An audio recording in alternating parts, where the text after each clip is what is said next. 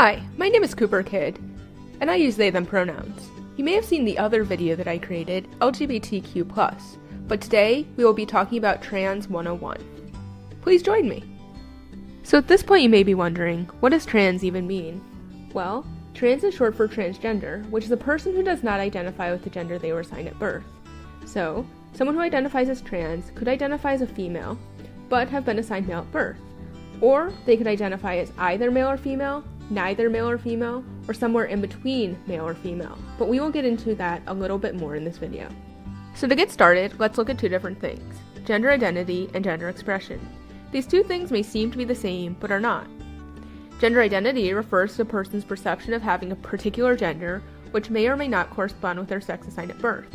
For example, I identify as genderqueer, but was assigned female at birth.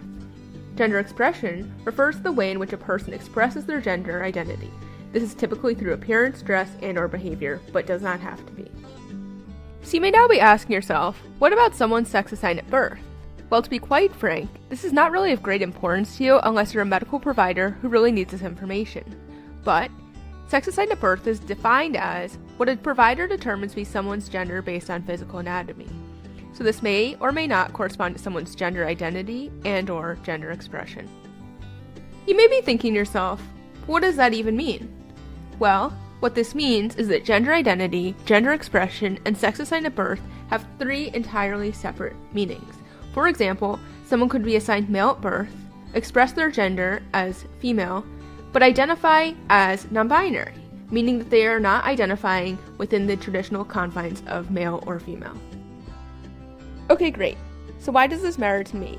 Well, we just learned that gender identity, gender expression, and sex assigned at birth are three separate things, right? But we're human, so we make assumptions, and these assumptions can be harmful.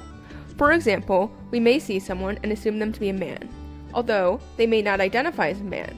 But if we assume them to be a man and use gendered language such as man or dude to interact with them, that could be harmful. So that's why it matters to us. That makes sense, but what can I do? Well, we're human, so it's really hard for us not to make assumptions based off of someone's gender identity or what we presume to be their sex assigned at birth. But what we can do is practice a pause. We can take a pause before we interact with people and say anything. We can pause and think to ourselves, what is a better way to use gender-neutral language to refer to someone? Awesome! Can you also explain some trans identities to me? Sure thing, but since this is a short video, we will only have time to discuss three. So, we'll start with the first. Trans man, which is someone who is assigned female at birth, but identifies as a man. Generally, trans men use he/him pronouns, but some trans men use they/them pronouns, which further declares that pronouns are distinct to each individual. The second identity that this video covers is agender, which is someone who does not identify with the gender. And the third identity is genderqueer, which is someone who does not identify within the gender binary. The gender binary is a classification of gender into two distinct opposite forms of male and female. Also important to note about people who identify as trans is that the pronouns they choose are the pronouns they use, and you should not be choosing which pronouns people are using. Thanks! I've also heard something about pronouns. Yep, so pronouns are how we refer to people. So some people are referred to using he/him pronouns, they/them pronouns, she/her pronouns, ze/her pronouns, among many others. I'll be making another video on pronouns, but essentially pronouns are how we refer to people and may not correspond with how we assume someone may want to be referred to as. So it's always best practice to ask someone what their pronouns are. So we've reached the end of the Trans 101 video, and I want to thank you for listening. But I do want to point out a common misstep that people make when interacting with folks. And that is, assuming a person's gender, sexual orientation, pronouns, or other characteristics based on physical presentation and/or mannerisms.